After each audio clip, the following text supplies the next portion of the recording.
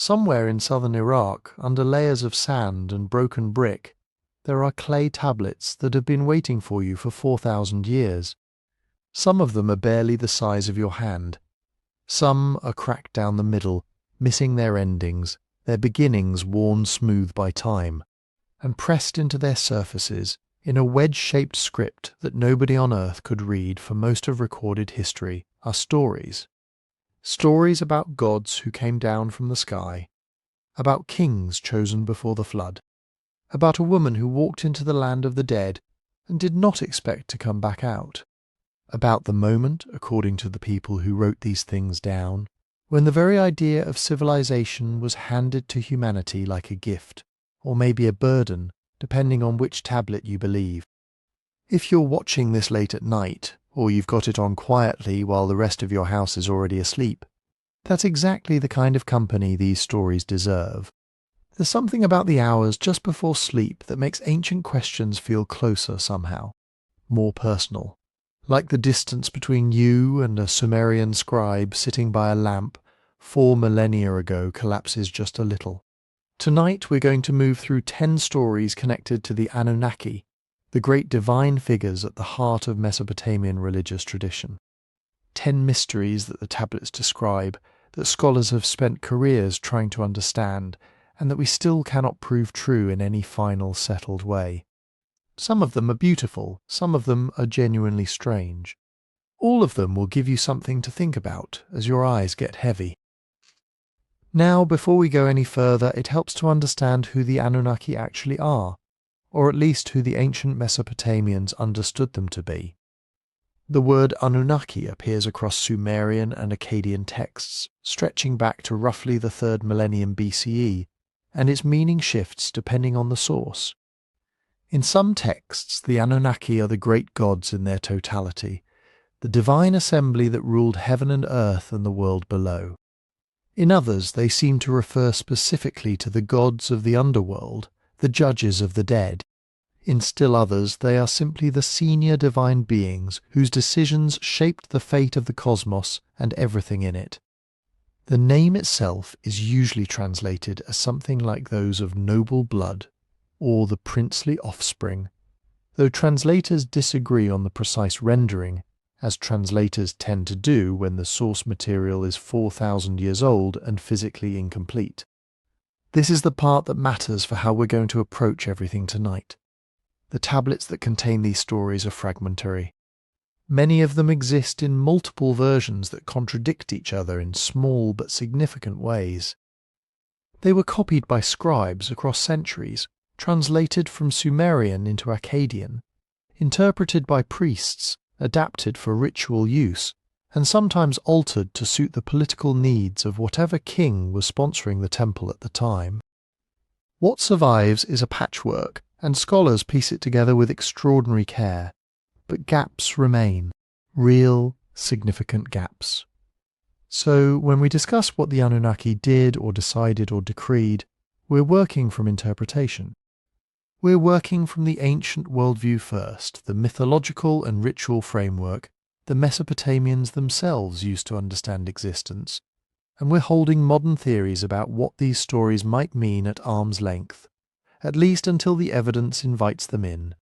There are popular ideas floating around about the Anunnaki, ideas that have spread far beyond academic circles and taken on a life of their own in documentaries and books and comment sections across the internet. Some of those ideas are fascinating. Some of them are built on very thin foundations.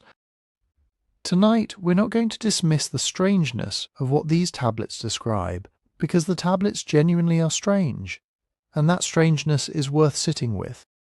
But we're also not going to tell you something is proven when it isn't. Where the evidence is thin, we'll say so. Where scholars disagree, we'll tell you that too. The ancient world deserves that kind of honesty. What we will do is follow the stories where they lead. And they lead to some genuinely remarkable places. There's a story about a goddess who strips herself of every divine power she carries and descends into the realm of the dead, through 7 gates, each one taking something from her. There's a story about a flood that the gods decided to send, and the complicated, almost guilty conversation they had about it afterward. There's a text that describes the powers of civilization, writing and music and kingship and craft, as objects that could be carried, stolen and transported by boat. There's a record of kings who supposedly ruled before the flood for tens of thousands of years each, in cities whose names we have actually found in the archaeological record. There's a journey to the underworld that reads almost like a dream, slow and inexorable, full of figures who weigh and judge and do not look up. We'll get to all of it.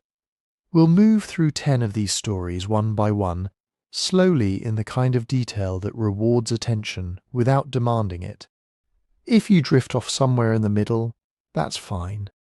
That's genuinely fine. Come back. The tablets waited 4,000 years. They can wait until morning. Before we start, though, I want to ask you something. Where are you right now? Not in a general sense, but specifically. What city, what country, what corner of the world has you listening to stories about ancient Mesopotamia tonight? Because one of the quietly remarkable things about making these videos is watching the comments come in from everywhere at once. Someone in Stockholm with the snow just starting outside. Someone in Manila at the end of a long shift. Someone in Sao Paulo with the windows open and traffic still going below. Someone in a suburb of Chicago with a fan running and the kids finally asleep down the hall. Tell me where you are and what time it is when you watch this. Drop it in the comments. I check them, and reading them is one of the stranger and more wonderful parts of doing this. It's like looking at a map of the world lit up by people who all decided, at wildly different moments, that ancient Sumerian mysteries sounded like the right company for the night. There's something fitting about that, actually. The Sumerians were profoundly interested in the idea that civilization spread outward from a single sacred center. That knowledge and culture and law had an origin point and radiated from there. And here we are, thousands of years later, thousands of miles in every direction from the ruins of Eridu and Uruk and Nippur, listening to what those people left behind. The tablets travelled further than they ever could have imagined. All right, let's talk about what's coming. We're going to open with the Anunnaki as a divine assembly, the full council of the great gods, and what the texts actually say about how they functioned, because that context shapes everything else.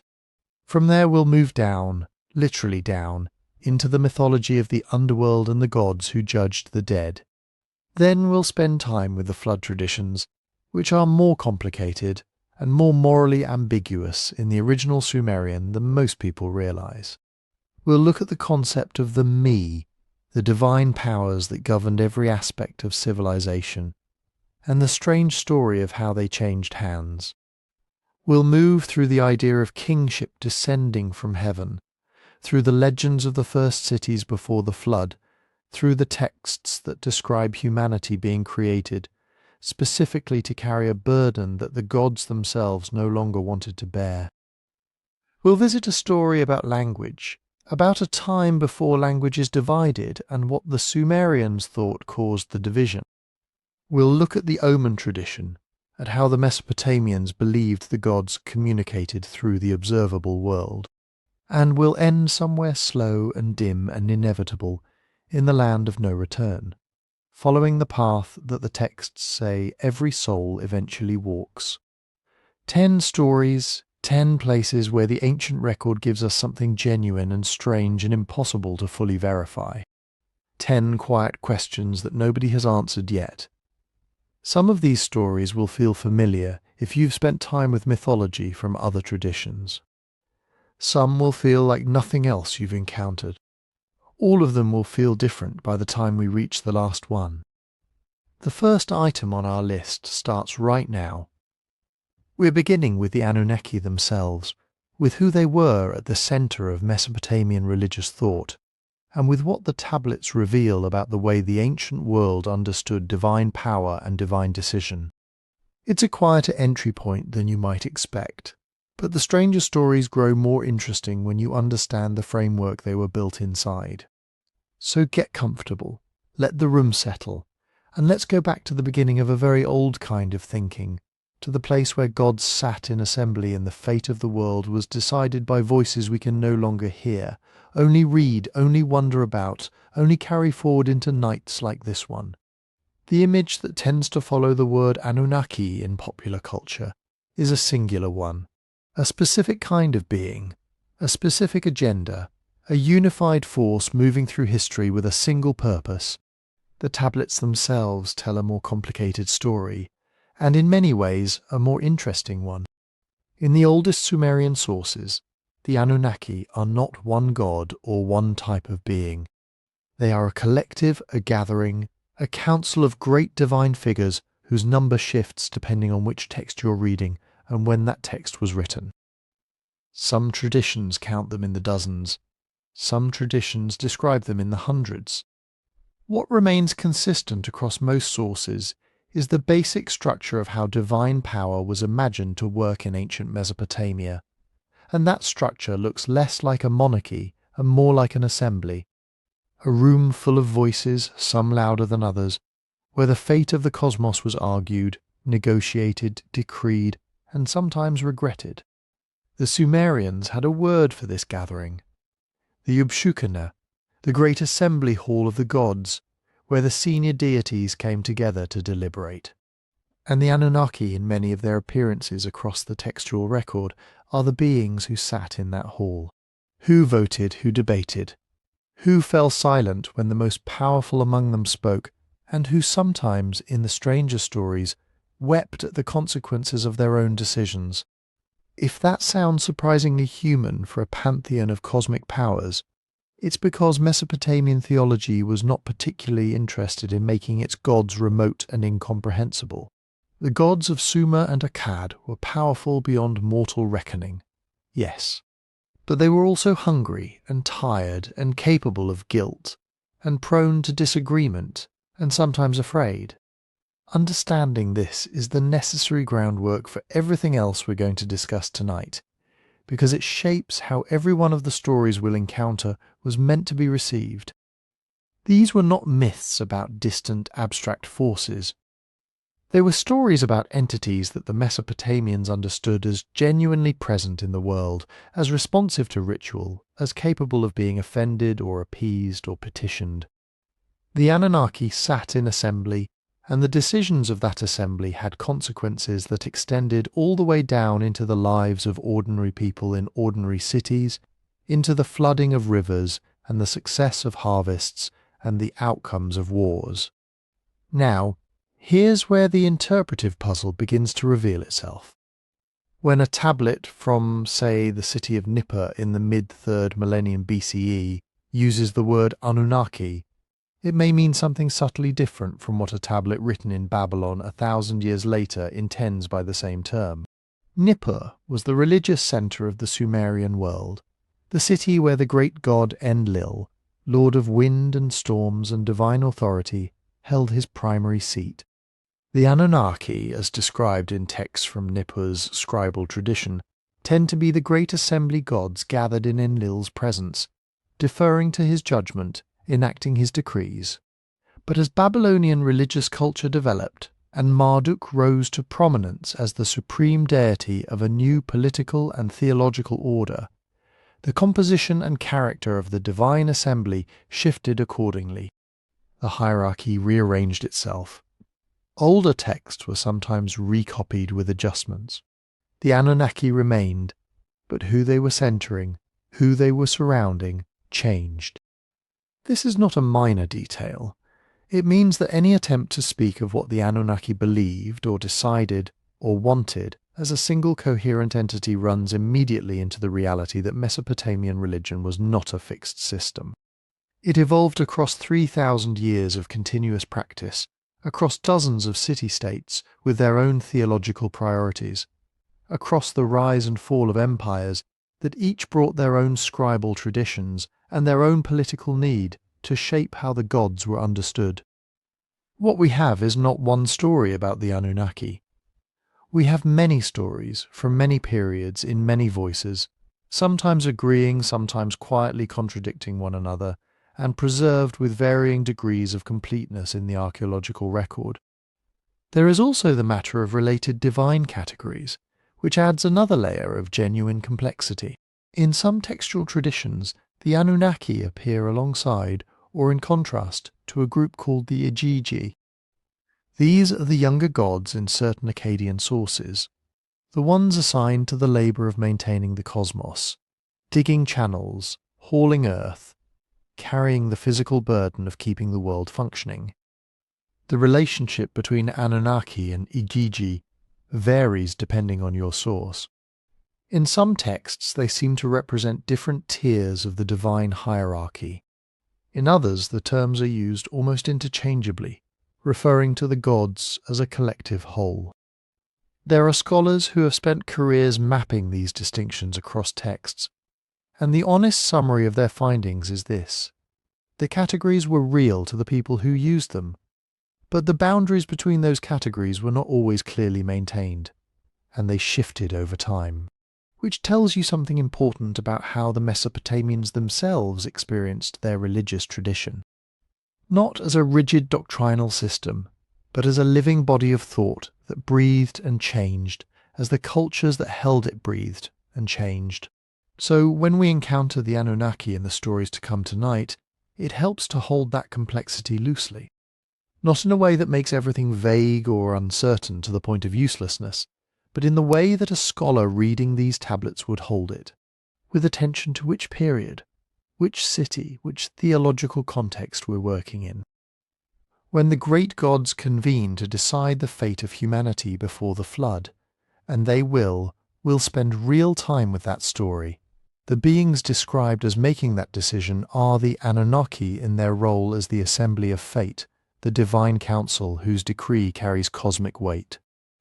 But that decree was described and recorded and interpreted by human scribes in specific cities with specific agendas at specific moments in history. And knowing that doesn't diminish the strangeness of what they wrote. It actually deepens it. What the tablets give us is real. The cuneiform signs pressed into those clay surfaces represent genuine religious thought, genuine attempts by genuinely brilliant minds to describe how the universe was structured, and who ran it, and why human life was the shape that it was. The Anunnaki as a divine assembly are not an invention of modern interpretation. They appear in the primary sources gathered in their great hall, deliberating over questions of cosmic significance, their voices sometimes preserved in remarkable detail. We have texts that describe the gods sitting down to eat and drinking beer and growing loud in their deliberations. We have texts where a divine decision is described as something that happens with the kind of weight and formality that suggests the Mesopotamians imagined it almost like a courtroom, or a parliament, or a conclave of elders where silence matters and the wrong word can shift everything.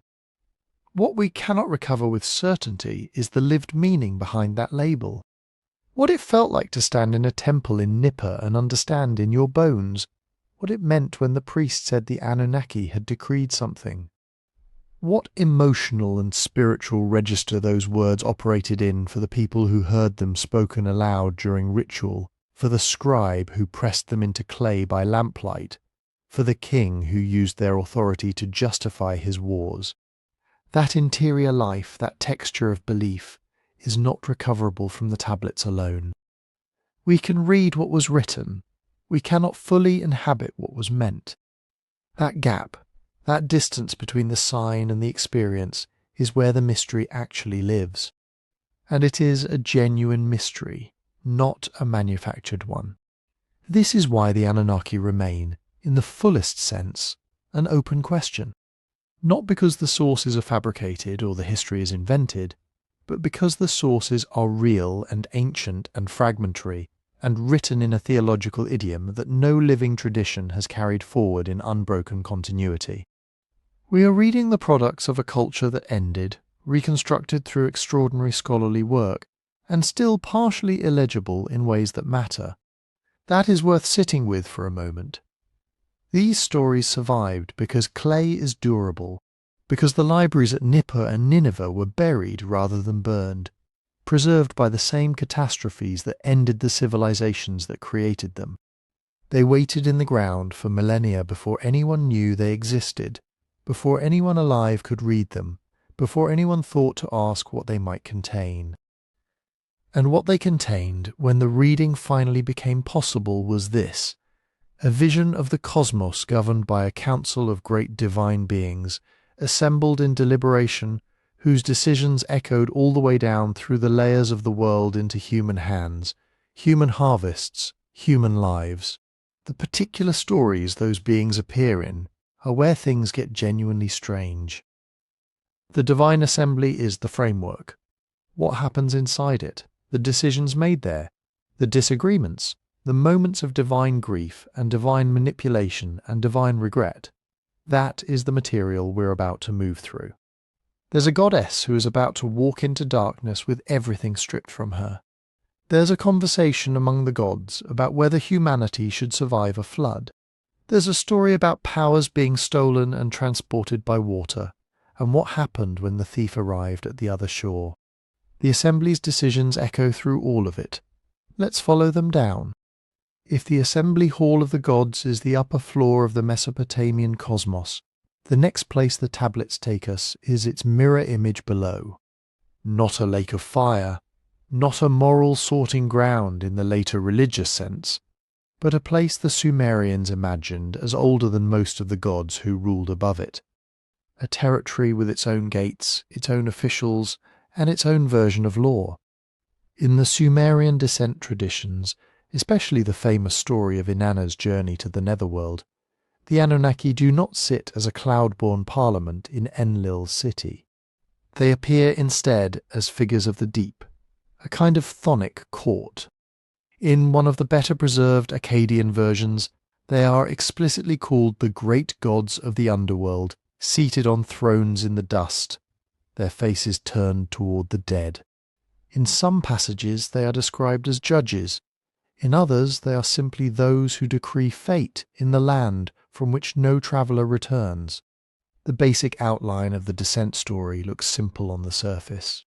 A great goddess, Inanna in Sumerian, Ishtar in later Akkadian tradition, decides to go down.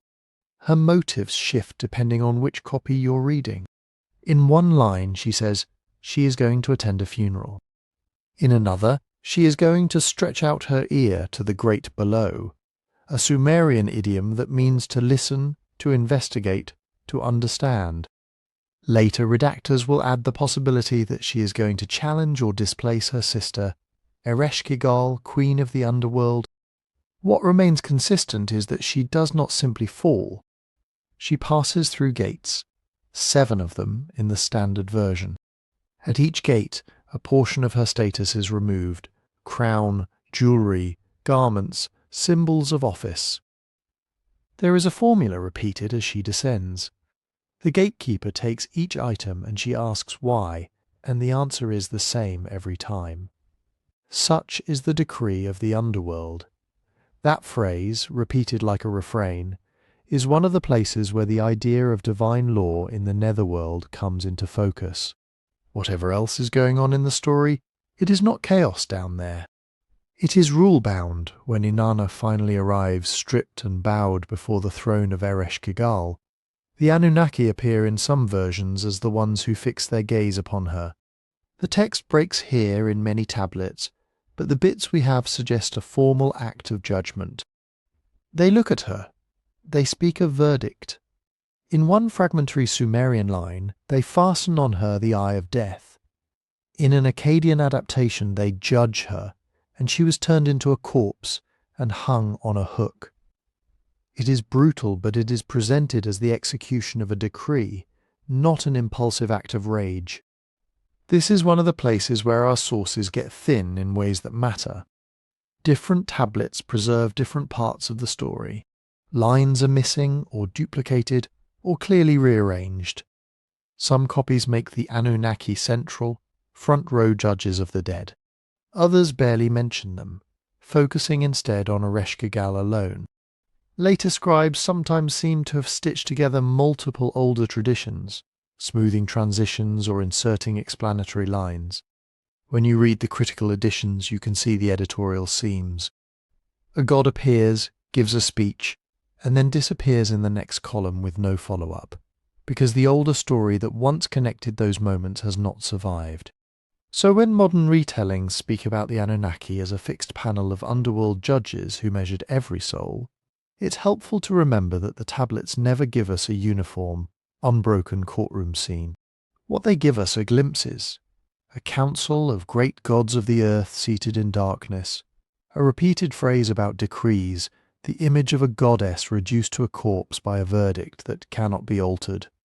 The rules themselves are hinted at more than spelled out. The gates obey orders. The gatekeepers cannot simply let Inanna keep her regalia.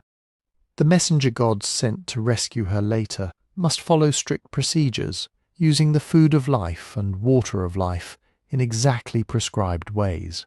Even Ereshkigal, in her grief and agony, cries out that she is bound by the laws of the great below. There is a sense that the underworld is a jurisdiction with its own binding decisions, ones that even senior deities cannot casually override. At the same time, the story does not read like a legal textbook. It reads like something older and stranger shot through with motifs that feel as much seasonal as judicial. Inanna's death and eventual return have often been read symbolically as a mythic reflection of agricultural cycles. The land's fertility descends into the earth, is held there, mourned, and then released. The 7 gates become the stages of winter. The goddess's resurrection marks the return of life to the fields. Other readers see political shadows in the descent. Inanna is, among many other things, a goddess closely tied to kingship and the distribution of power in the human realm. Her loss of regalia as she moves through the gates can be read as the stripping away of royal authority. The reminder that no matter how high a city's patron deity rises in the world above, there is a lower court of last resort where all status dissolves. The Anunnaki, in this reading, are not simply spooky judges of the dead. They are a mythic image of the way power in Mesopotamia was always imagined as layered, checked, negotiated. Even a goddess has to submit when she crosses a certain threshold. There is also an initiatory way to hear the story, one that some scholars have cautiously suggested. The descent as a ritual pattern, leaving the known world, passing through stages of symbolic disrobing, facing the possibility of annihilation, and then returning changed. Under this lens, the underworld is not only geography, it is a template for inner transformation. The judgment passed on Inanna is the encounter with a limit. The Anunnaki are the personification of those limits, the beings whose decrees mark where a life or a reign or an identity can no longer continue in its current form. All of these readings remain interpretive. The tablets themselves do not lean over and whisper, "This is about seasons," or "This is about politics," or "This is a priestly initiation text." They give us images, phrases, and structures that resonate in multiple directions. Different cities and different periods may well have emphasized different aspects. A farmer, hearing the story recited during a festival, might have pictured the drying and greening of the fields. A king listening in a temple might have heard a warning about the limits of royal privilege. A novice priest, standing in ritual darkness, might have heard an echo of his own passage into a new role. What we can say with more confidence is that later audiences, both ancient and modern, seem to find the figure of mysterious judges below compelling enough to amplify. By the first millennium BCE, some texts speak more readily of underworld assemblies, and the title Anunnaki of the Earth takes on a more explicitly chthonic tone. Much later, in modern esoteric and speculative traditions, this has sometimes been transformed into the idea of a hidden tribunal of cosmic beings deciding human fates from beneath the ground, or from some other dimension. Those images can be powerful in their own right, but when we trace them back to the earliest layers, the clay is quieter. The Anunnaki are present, yes. They judge in at least some versions. But the scope and mechanism of that judgment are much less elaborated than later imaginations often assume. The underworld itself, in Sumerian thought, was not a place of infinite torment or heaven and hell separation based on moral virtue. It was a dusty, dim continuation of existence where most of the dead went, regardless of how they had lived. The role of the Anunnaki there, as far as our fragments let us see, was less about sorting good from bad and more about upholding certain structural boundaries. Who can leave? On what terms? By whose authority? Inanna's eventual return is not a simple escape. It comes with a cost, a substitution, a new web of obligations that will bind others in her place. Decree follows decree, which brings us back to the larger pattern of the Anunnaki's presence across the myths. Whether seated in the bright assembly hall of the skies or in the shadowed court of the earth, they keep showing up at the points where lines are drawn, between life and death, between flood and survival, between the possession of sacred powers and their transfer to new hands. The same word, Anunnaki, can mark upper and lower councils, different rosters of gods wearing the same collective title. But the through line is the sense that decisive moments in the cosmos are a matter of debated, formalized choice. From the judges below who fix their gaze on a naked goddess, we move next to a different kind of judgment. A decision not about one daring descent, but about all of humanity. In that story, the assembly will not be weighing a single divine intruder at their gates. They will be deciding whether the world of humans should continue at all, or whether water should erase it. By the time the Mesopotamian scribes turn from the underworld to the waters above, the pattern is familiar. A council, a decree, a limit being crossed. Only this time, the boundary line is not one goddess at a gate. It is the entire human world, standing on the shore of an ocean that may or may not be allowed to rise. In the old Babylonian Atrahasis epic, one of the clearest sources we have for this story, the setting is once again a divine assembly. The great gods are restless. Humanity, newly numerous and noisy, is keeping Enlil from sleeping. The text describes our species the way an exhausted neighbour might describe a festival that never ends. The people are uproarious. Their clamour has become unbearable. This is not yet framed as moral wickedness in the later biblical sense. It is more like overpopulation as a cosmic nuisance. So the gods meet, they deliberate, and they decide step by step to dial the human presence back. In Atrahasis, the first response is not straight to a global flood. It is measured escalation, plague, famine, drought. Each time the council agrees on a new form of pressure to reduce human numbers. Each time the god of wisdom, Enki Ere, quietly undermines the plan, sending instructions to Atrahasis on how to survive, how to appease, how to outlast the crisis. The humans live, the noise resumes, the council meets again. Only after these cycles of frustrated adjustment does the decision shift from targeted disaster to something more final. Enlil proposes a deluge that will wipe out mankind entirely. In some versions, the Anunnaki are simply part of the larger body of great gods who swear an oath of secrecy, promising not to warn humans of what is coming. In other tellings, the term is used more loosely as a name for the collective divine assembly itself. The boundaries are porous.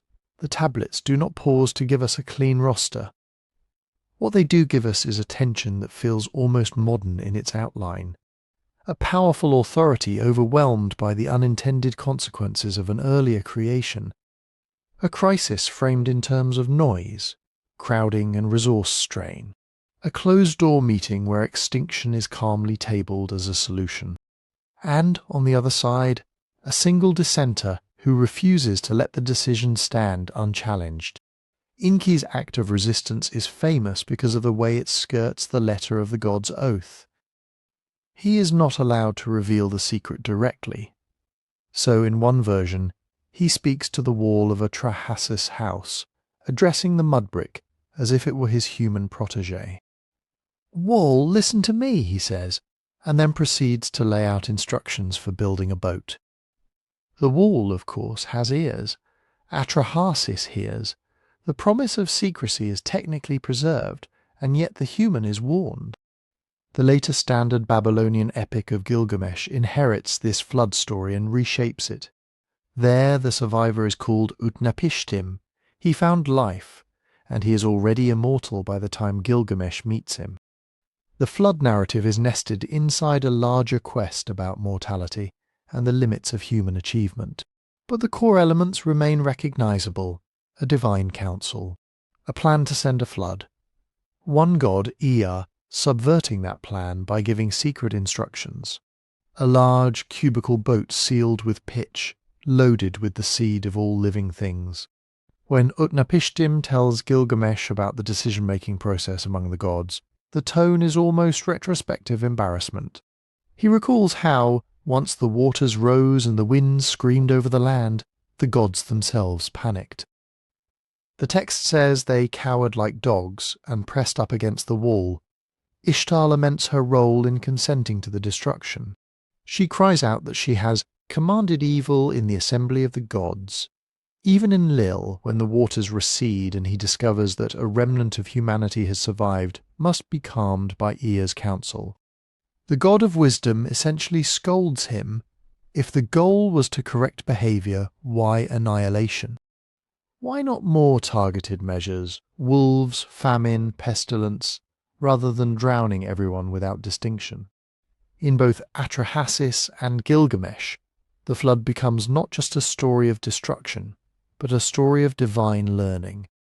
After the deluge, the terms of human existence are renegotiated. In Atrahasis, new measures are introduced to keep human numbers in check without resorting to world-ending water. Reduced lifespans, infant mortality, the introduction of social categories like celibate priestesses. In Gilgamesh, the flood sits behind a more personal lesson. Mortality is fixed, and attempts to seize eternal life by storm will fail. The gods, in their assembly, have drawn another line. The role of the Anunnaki in all this varies with the copy you're reading. In some fragments they are named among the oath-swearing gods who agree to the flood and later share in the post-deluge sacrifices. In others the term is more of a collective honorific, not a distinct faction with a separate agenda. Modern narratives that speak about the Anunnaki as the explicit architects and engineers of the flood, cosmic project managers deciding on a reset button, are building a more systematized picture than the clay itself usually offers. The tablets describe great gods, assembly of the gods, names like Anu, Enlil, Enki, Ninurta, Ishtar. The word Anunnaki appears among these titles, but it is not a technical label that always means the same tightly defined group. Sometimes it seems to mean the senior gods in general. Sometimes, as we saw in the underworld stories, it points towards chthonic figures. When you lay all the flood-related references side by side, you don't get a single clean image of the Anunnaki convening as a distinct branded committee to design the deluge. You get a chorus of divine actors, some of whom are called Anunnaki in some contexts, taking part in a decision whose edges shift with each retelling. Historically, this matters because of how easily we can slip from mythic description to speculative reconstruction. These stories are often presented today as encoded memories of a specific geological event, a sudden rise in the Black Sea, a catastrophic river flood in southern Mesopotamia, the breaching of glacial ice dams at the end of the last ice age. All of those are possibilities that geologists and historians discuss. The low-lying alluvium of the Tigris-Euphrates plain certainly experienced severe flooding across the millennia, and we have archaeological layers in some cities that show evidence of large inundations. What we do not have is a neat, datable Gilgamesh flood layer sitting there with a signpost. The epics themselves were written and edited over centuries. They are explicitly theological compositions, crafted to explore questions of divine justice, human limits, and the structure of the cosmos. They use the language of total destruction and recreation in the way myths often do, bending scale and time to make a point. That doesn't mean there was no memorable flood in cultural memory. It does mean we cannot reliably map Atrahasis line by line onto a particular river event and declare the matter settled. The same caution applies when people frame the Anunnaki as extraterrestrial engineers who deliberately thinned out the herd or remodeled the planet. That is a modern interpretive layer, not something the cuneiform tablets ever say in so many words. In the oldest copies, the flood decision is framed inside the ordinary logic of Mesopotamian religion. Gods irritated by human noise, gods constrained by their own oaths, gods making and revising decrees. The tone is closer to a divine court wrestling with unintended consequences than to a clinical extermination project. Still, there is a reason the story feels bigger than its Mesopotamian setting. Flood myths turn up almost everywhere. The comparative record lets us look. The Bible's Noah, the Greek Deucalion and Pyrrha, Indian traditions of Manu warned by a fish, stories from the Americas, from the Pacific, from highland villages that have never seen an ocean but know what it is for water to rise where it doesn't belong. The similarities can be read in different ways, shared inheritance from deep prehistory, independent memories of local disasters processed through a common human fear of losing the ground under our feet, or simply convergent storytelling, shaped by the fact that large floods are among the most dramatic and terrifying natural events people experience. In that light, the Mesopotamian flood narratives are doing several things at once. They might encode echoes of real river catastrophes. They clearly function as theological arguments about how the gods relate to human excess and suffering. And they act as cosmic punctuation marks, endings that make new beginnings possible. The world ends, and in the silence, after the waters pull back, there is room to rewrite the contract between heaven and earth. When the boat grounds on a mountain, and the smoke of the first sacrifice curls upward, the dynamic between humans and gods changes. The survivors accept shorter lives. The gods accept that humanity, with all its noise, is not going away. There will be cities again, rituals again, technologies again. The same divine assembly that once voted for annihilation will soon be granting something else. The organized gifts of civilization, bundled into mythic packages and handed down like tools from an upper floor. From world-destroying waters, the stories turn toward world-building arts. From a single family in a pitch-covered ark, they move to the crowded, humming streets of the first cities.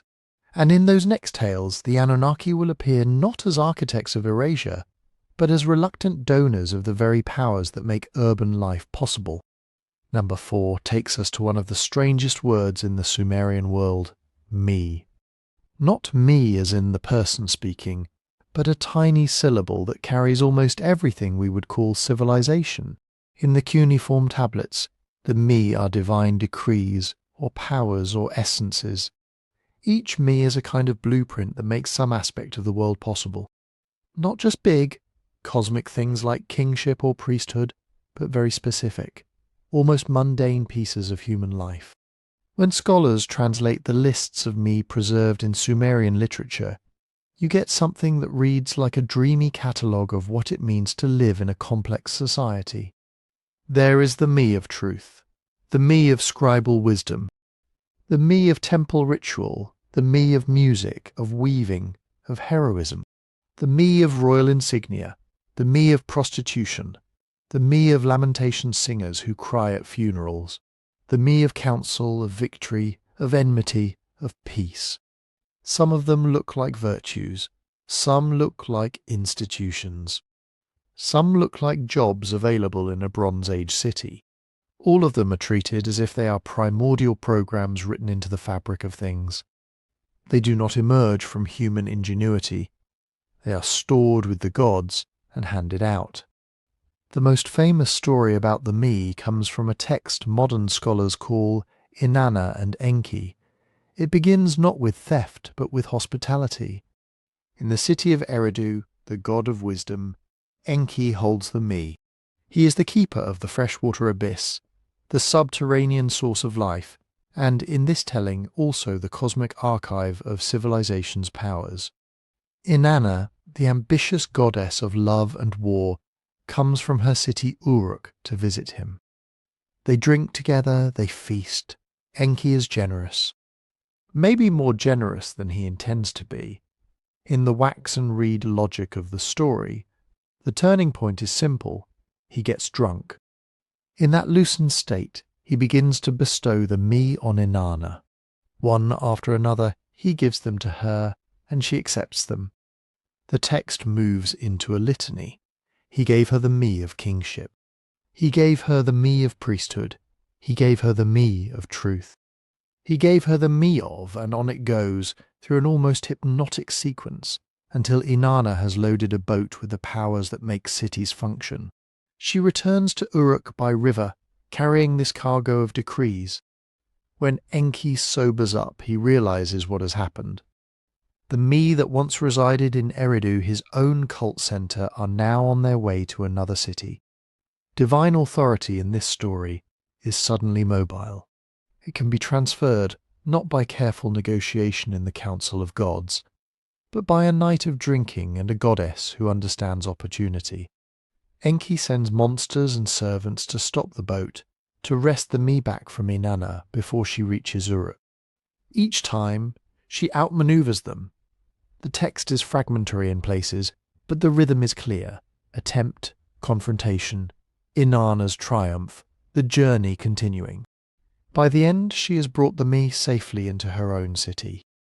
Uruk becomes, in mythic terms, the new center of civilization because a goddess got the gods' technology list to change address.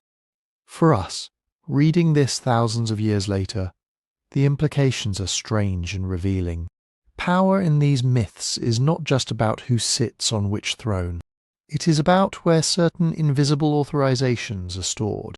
The me are not metaphors for laws. They are more like the laws behind the laws, the reason that law, kingship and social roles exist at all. And yet they can be moved, they can be bargained over, they can be stolen. When we step back and look at the broader Mesopotamian pantheon, the Anunnaki sit inside this system as part of the divine order that legitimizes such transfers. In different lists and hymns, the Anunnaki are the great gods who confirm destinies, witness decrees, and sit in judgment. They are the high audience before whom things become real. So when Enki gives the me to Inanna, he is not just passing trinkets. He is, in a sense, rerouting currents within a network that also includes the Anunnaki. Even if the surviving Inanna and Enki tablets do not list the Anunnaki by name in every line, the larger mythic backdrop is that any truly foundational power ultimately rests on the consent of this wider divine assembly. At the same time, the texts resist being flattened into a simple chart. One hymn will celebrate the Anunnaki as those who decree the fates. Another will place them as judges of the underworld. Another will blur them into the general mass of the great gods. The me themselves are described in different orders with slightly different contents, depending on the tablet and the period. There is no single canonical spreadsheet where you match me number 37 to a specific office in a known city-state. And this is exactly where interpretations proliferate. One reading sees the me myths as a kind of political theology. In that view, Inanna and Enki is a story about how Uruk, a real city with priests, kings, and trade networks, claimed ideological primacy over Eridu, an older cult center. The transfer of the me becomes a way of saying, our city now embodies the full package of civilization with divine approval. The theft by hospitality masks, in mythic form, a historical shift in power between temples and their supporting cities. Another reading treats the me as the Sumerians' way of talking about abrupt cultural change. When a new military tactic appears, when writing takes off, When long-distance trade suddenly accelerates, it can feel as if these capacities drop into the world fully formed. Stories about gods suddenly flooding a city with new me could be a way of making sense of the dizzying complexity of urban life. Rather than a slow, incremental process, civilization arrives as a chest of pre-packaged functions, pushed ashore by a divine boat. Still another possibility is that these texts served as ritual scripts. Enumerating the me aloud, in a temple setting, might have been part of ceremonies that renewed the proper order of things. Reciting the list of what civilization contains could reaffirm that each piece, scribal art, music, royal power, justice, sexuality, is anchored in the divine will, not just in human whim.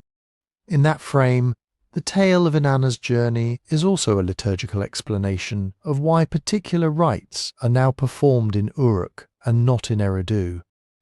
All of these interpretations have supporters in modern scholarship. None can be proved in a final, satisfying way.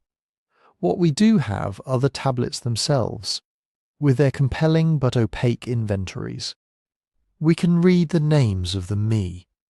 We can see that they cover everything from weapons to musical instruments, from temple status to abstract qualities like wisdom and victory.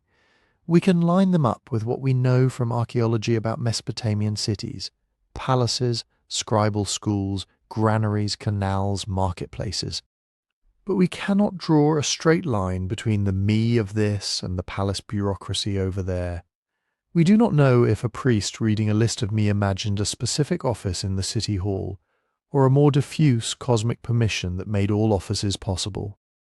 In some cases, the items on the list have no clear institutional equivalent at all. They point to moods, to social tensions, to the darker corners of human experience. The me of strife, the me of the destruction of cities, the me of the collapse of truth. Civilization, in Sumerian imagination, includes not only the glittering achievements, but the breakdowns that come with them. Even disaster has its decree. This is where the mystery angle deepens. We can tell that the Sumerians thought of civilization as something encoded in the divine realm, parcelled out in distinct packets. We can see that the Anunnaki and other great gods were the ones who ultimately ratified which city held which packets. But we are largely guessing when we try to map specific me onto legal codes, temple archives, or actual rulership practices on the ground. The clay shows us the divine software list. The hardware, the human institutions that ran it, is mostly excavated as foundations, walls, and broken pots. And yet, even without a perfect key, the direction of travel in these myths is clear. The me are not staying in some abstract, heavenly storehouse. They are always moving downward, outward, into cities, into the hands of gods, who are closely tied to particular places and lineages. From Anu's high heaven to Enki's Abzu, from Enki's storehouse to Inanna's Uruk, the powers that define culture are described as descending, relocating, settling. Once you start seeing that pattern, it flows naturally into another Sumerian idea, that kingship itself descended from heaven. In the next stories on the tablets, after the me have been unpacked and distributed, we start to hear about the first cities and the first dynasties. Rulers are no longer just strong chiefs. They are bearers of an office that is said to have come down like a gift or a weight from the divine realm. The same cosmic infrastructure that allowed the me of justice, writing, or battle strategy to move from one place to another now underwrites the right of a particular man to rule a particular city. The quiet clay lists of powers, the half-comic story of a drunken god outwitted by a determined goddess, turn out to be part of the same larger logic. Civilization is not something humans slowly build up from scratch. It is a bundle of authorizations granted, shifted, occasionally stolen, always watched by the gods, including those we call Anunnaki who sit behind the scenes of history. From stolen decrees in a god's dining room, the narrative will widen to show those decrees embodied in crowns, thrones, and city walls. The next step is to watch kingship itself step down from the sky. and see how the scribes tried to trace a straight line from their brick palaces back to the councils of the gods. Number 5 takes the idea one step further. If the me are the invisible programs of civilization, then kingship is one of the most intimidating applications ever installed. On one famous clay tablet, copied and recopied for centuries, Sumerian scribes begin their account of human rule with a simple, unsettling line. After the kingship descended from heaven, the kingship was in Eridu, not once humans got organized, not once the strongest warrior took charge. That first phrase locks the whole narrative into a vertical frame. Kingship doesn't rise up from villages, it drops down from the sky. This text is what we now call the Sumerian king list. It looks at first glance like a chronicle, city after city, ruler after ruler, reign lengths written in neat numerical columns. But, unlike a modern timeline, its opening entries read more like the logbook of another world. In Eridu, Alulim became king. He ruled 28,800 years. Alga ruled 36,000 years, and it goes on like that. City names we recognize from archaeology: Eridu, Badtibira, Larak, Sippar, Shuruppak, paired with individual rulers whose reigns are measured not in decades, but in tens of thousands of years. For a long time, modern readers treated this as either naive exaggeration or evidence of some lost super-civilization. Yet neither approach quite fits what we know about Sumerian thought. The same scribal culture that could carefully compute grain rations and canal lengths, track lunar cycles and name eclipses, did not suddenly forget what a human lifespan was when they switched to royal subjects. Something else is happening in those numbers. Many scholars see the immense reign lengths as a kind of symbolic arithmetic. The early kings before the flood are spaced out in colossal blocks of time, often using numbers that are multiples of 60, the sacred base of Mesopotamian math. 60 times 66, 100 times 60. The sort of patterning that tells you this is not a census, it's a cosmological statement. In that reading, the 10 or so antediluvian kings are less a sequence of individuals and more a structured memory of before everything changed.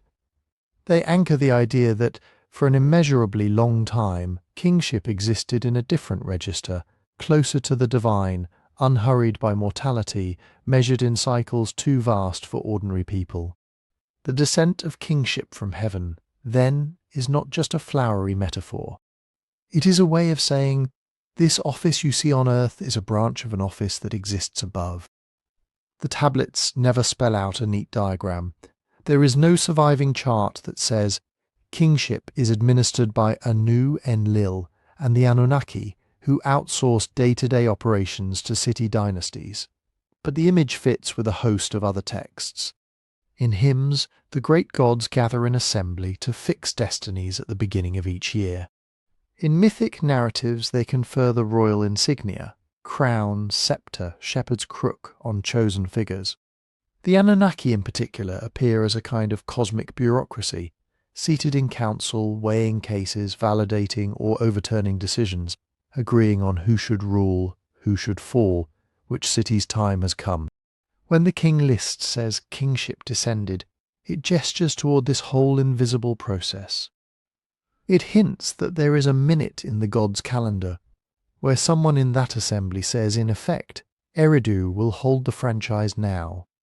Later, Uruk, then Ur. On Earth, those transfers show up as the rise and fall of dynasties. On clay, they are flattened into a clean progression of cities. But the clay also shows its seams. The king list is not a single pristine document dropped into a jar and left for us to find unchanged. The versions we have are copies of copies, compiled in different cities under different regimes, with small but telling variations.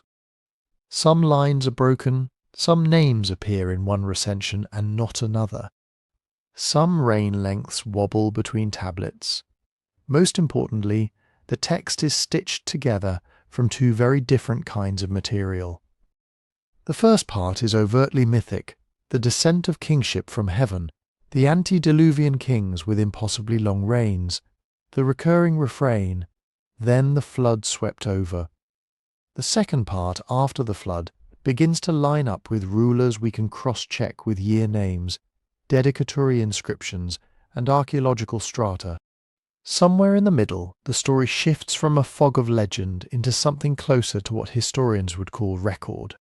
Where exactly that line falls is debated. Some think that even a few of the early post-flood kings are half-legendary composites. Others argue that, from a certain point onward, the list reflects real sequences of rulers, albeit heavily curated. Curated is the key word. The king list is not neutral. It was almost certainly compiled with political motives in mind. By the time many of our copies were made, later dynasties wanted to present themselves as the rightful inheritors of a very long story.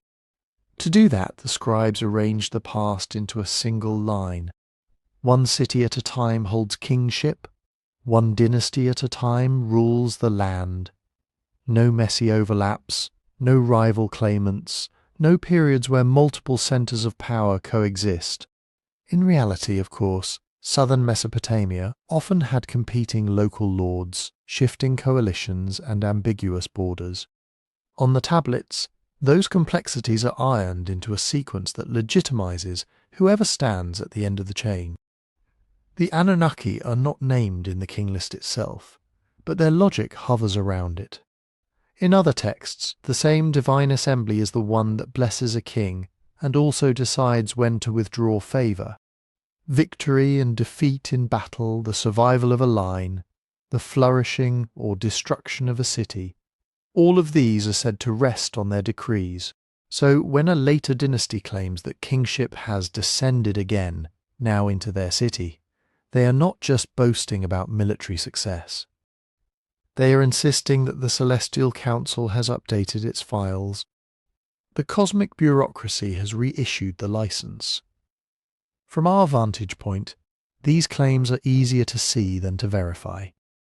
We can track how the king list shifts between versions, how some cities receive more prominence in copies made under their rule, how the flow of kingship conveniently ends up in the scribe's own backyard.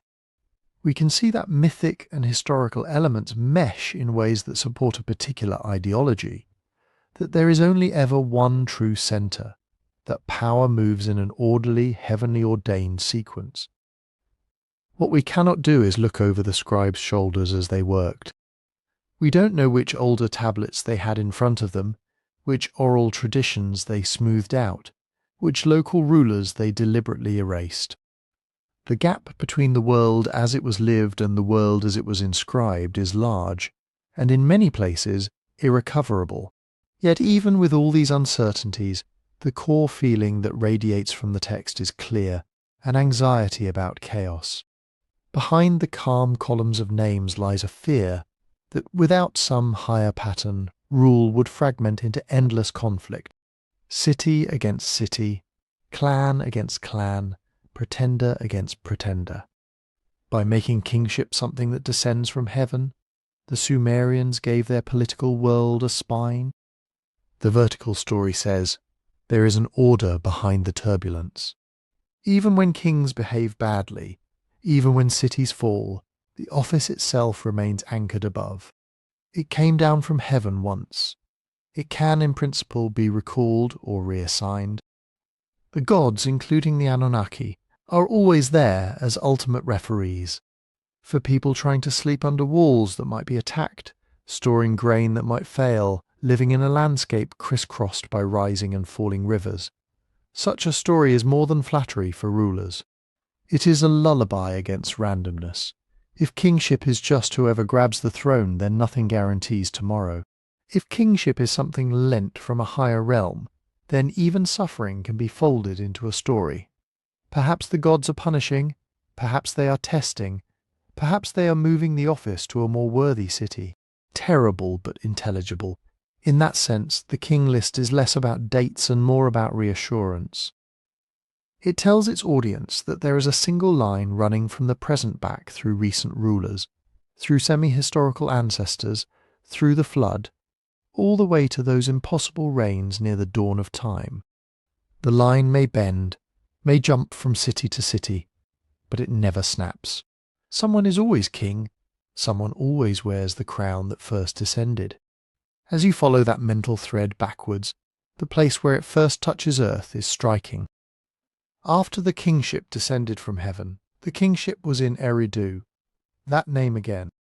Eridu, the city of Enki, the god whose storehouse of me was plundered by Inanna.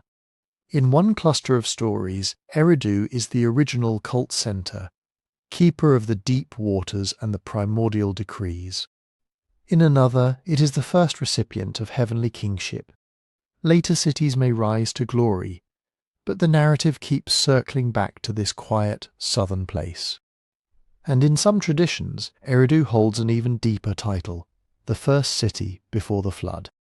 The same text that smooths history into a line of kings pauses, right after its list of antediluvian rulers, to say that the flood swept over the land and kingship descended again, this time on the other side of catastrophe. Between those two descents lies a city whose earliest levels vanish into prehistory.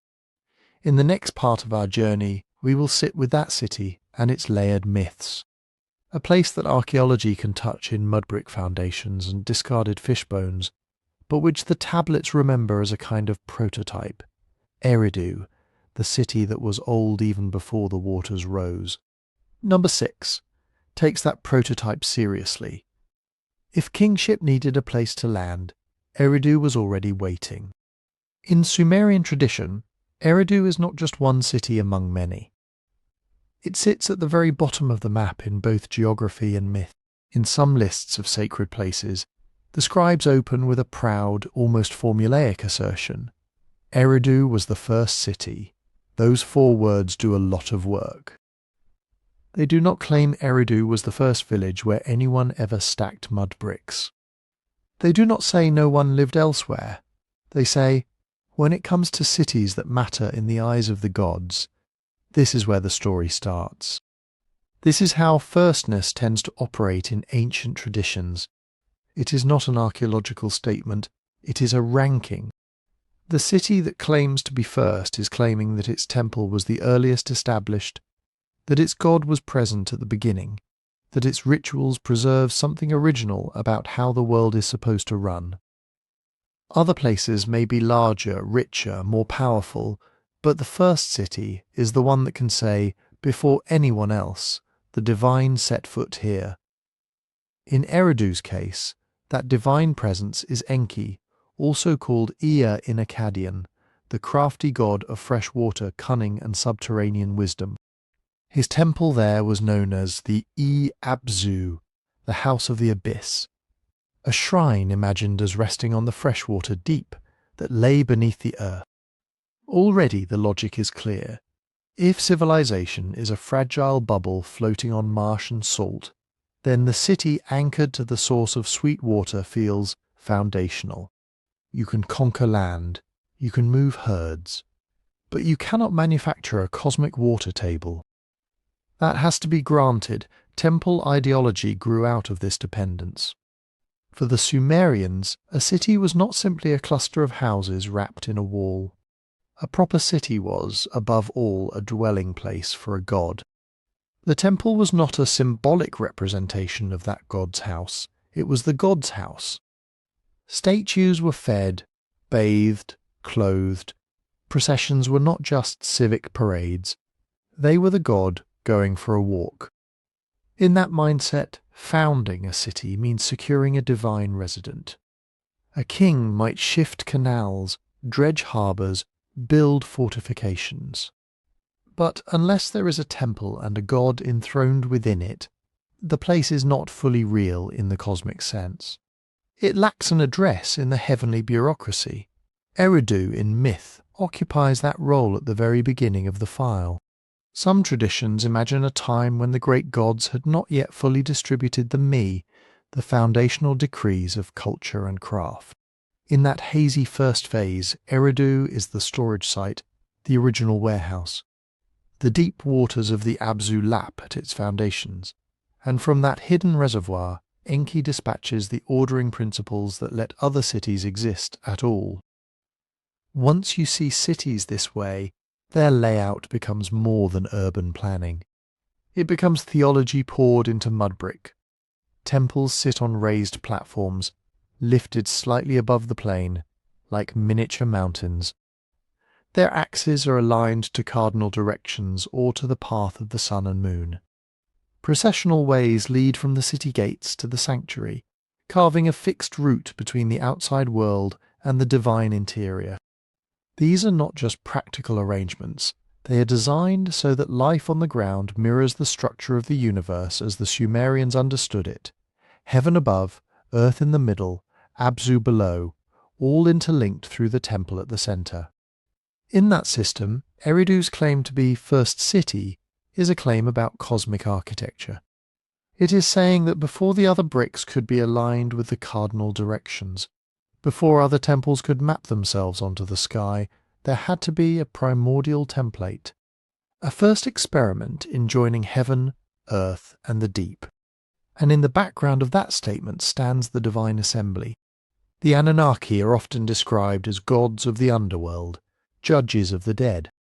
But the word also applies more broadly to the great gods gathered in council, the high court where destinies are fixed, where the fates of cities and kings are weighed. In one cluster of myths, cities do not arise at random as humans wander and settle. They are allotted. Each major deity receives a city as their personal domain. Names are assigned. Functions are designated. Temples and cults are called by name, which in Mesopotamian thought is not a trivial act. To name something is to stabilize it. In that sense, Eridu is the city that receives the first allotment. The god Enki is installed. The Abzu is named. Its rites are authorized. Later, the assembly will assign Uruk to Inanna, Nippur to Enlil, to Nanna, and so on, each with its own temple plan and cultic duties. The Anunnaki, as participants in this distribution, are the ones who recognize and protect these centers. When texts speak of them guarding decrees or watching over cities, they are depicting a world in which every urban space worth the name is plugged into a divine network. To attack a city is to challenge its patron god and, by extension, the assembly that granted its charter in the first place. This is where the first city claim becomes more than civic pride. It becomes a cosmic seniority. If each city is a node in a divine system, Eridu's node is the one that was lit up first. From our historical vantage point, of course, this all sounds deeply mythic. And it is, but there is also mud under it. Archaeologically, Eridu is a real place. Tel Abu Sharain in modern southern Iraq. Excavations there have revealed a sequence of occupation layers that run deep into the Ubaid period, before what we normally label as Sumerian even appears fully formed. At the core of those layers lies a small temple that was rebuilt again and again on roughly the same spot, gradually expanding from a modest shrine into a more substantial complex. Around it grew domestic architecture, burials, evidence of craft production. Over centuries, a genuine town formed around a cult centre. In that sense, Eridu really is early.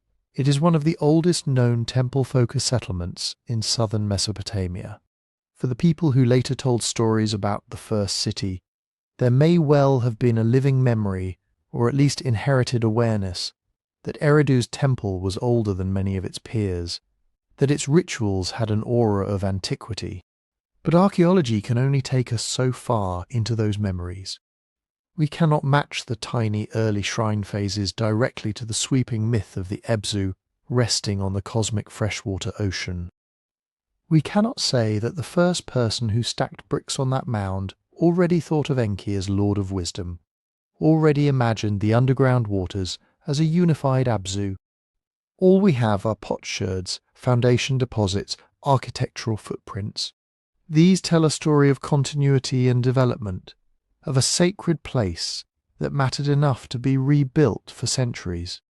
They do not tell us when the story of first city before the flood first crystallized. On the textual side, the gap is just as wide. The king list, with its line about kingship being in Eridu before the flood, is a product of the early 2nd millennium BCE, long after the earliest temple levels at the site. By that time, the people copying those words were looking back across more than 1,000 years of history and prehistory. They wove together a few strands that they knew: Eridu's association with Enki, its archaic reputation, its faded political relevance, into a neat formula. Here is where kingship first touched earth. Here is the first city before disaster. Can archaeology prove that? No. What it can do is show that Eridu was genuinely old, that its sacred core predates many later cities, that its political role had largely waned by the time the myths were being written. From that perspective, the tradition of Eridu as first might preserve a cultural memory of real antiquity, stretched and stylized through the lens of theology. Or it might be mostly ideological, a way for later scribes tied to Enki's cult to anchor their god at the root of human order. The mystery lies precisely in that overlap. On one side we have the tangible mud brick platforms, hearths, fish bones discarded by long-dead residents, layers of ash and plaster. On the other, we have a narrative that pushes Eridu out of ordinary time, planting it in the dreamlike era before the flood swept over. The Sumerian flood, as preserved in multiple texts, is not just a big storm. It is a caesura, a line drawn through time. Before the flood, there are 10 kings in 5 cities with unbelievable reigns. After the flood, everything is shorter, more human, more vulnerable. Eridu stands with 1 foot on each side of that line. In myth, it is the prototype city, already complete, already host to kingship and divine decrees, existing in that stretched-out time where years are counted in tens of thousands. In archaeology, it is a mound with occupational layers that show erosion, rebuilding, gradual change. No obvious scar where a single world-ending flood carved history in two. Trying to line these up exactly is like trying to make 2 different dreams match frame by frame. They share motifs, but they obey different logics. For people in ancient Mesopotamia, this mismatch was not a problem. The mythic time of Eridu before the flood was not supposed to be a datable era on a scale we would recognize. It was a way of saying there was a time when the world still ran mostly on divine initiative, when temples and cities were closer to their heavenly blueprints, when the Anunnaki's decisions were less entangled with human politics. To place Eridu there is to say that the city belongs, in some deep sense, to that era of origins, even if its bricks continued to be used and reused long into the historical period. From a sleep-side vantage, what makes all this feel uncanny is the way the 2 stories almost touch. We can dig down and find the earliest temple, a few meters across, waiting under layers of later construction. We can read the tablets that insist this place was the first, the primordial, the city of before. Between them lies a kind of fog. Memory turned to myth, myth anchored in place. That fog is where the Anunnaki operate in these stories, not as caped visitors from space, but as the invisible committee that once sat to decide which little patch of marsh and mud would be allowed to call itself the first city. Not a historical meeting we can date, but a narrative moment that says, from here onward, human life will revolve around temples and work and rule. And that brings us to the next turn in the Sumerian imagination. If Eridu is the first city, and kingship descends there, and the me of civilization are stored or stolen from its god's house, then the question follows naturally, who is going to do all the work? Temples need labourers, fields need irrigators, cities need builders, potters, weavers, bakers. In the stories that come next, the focus narrows. Instead of tracing the destinies of cities, the texts look straight at us. They ask why humans were made at all, and what place we were assigned in that carefully allotted, divinely administered landscape. Number 7 takes that question and answers it with a story that sounds simple, until you sit with it for a while. In the Atrahasis tradition and its Sumerian cousins, humans are not created because the universe was lonely, or because the gods wanted companionship, or because someone thought self-awareness would be an interesting experiment. Humans are made because somebody has to dig the canals.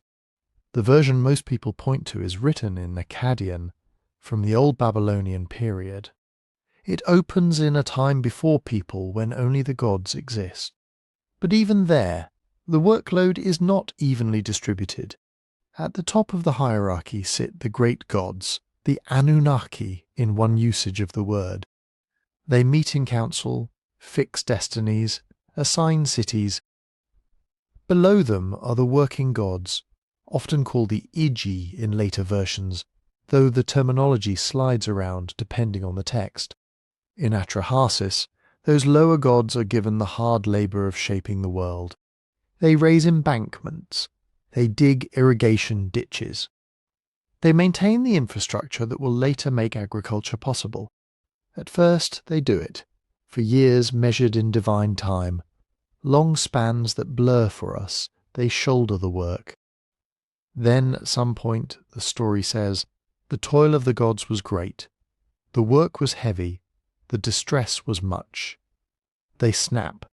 In an almost shockingly concrete scene, these exhausted gods throw down their tools, march as a group to the house of Enlil, and surround it. The text calls it a disturbance. From our perspective, it reads like a labour strike.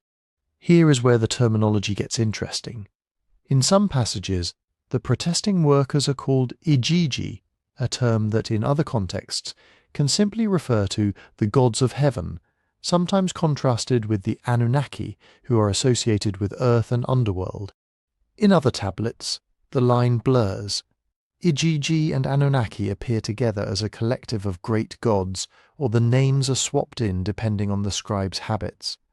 Modern interpreters debate whether these words mark two clearly distinct groups, upper and lower, ruling and working, or whether they function more like overlapping labels, adjusted to the poetic or ritual needs of a given text. There is no single stable answer across a millennium of writing. What is consistent is the structure of the story. Some gods are burdened by physical labour. Other gods sit in council and decide what to do about it. The protesting group threatens the order of things, but they are not framed as evil. They are tired. Faced with this divine unrest, the high gods gather.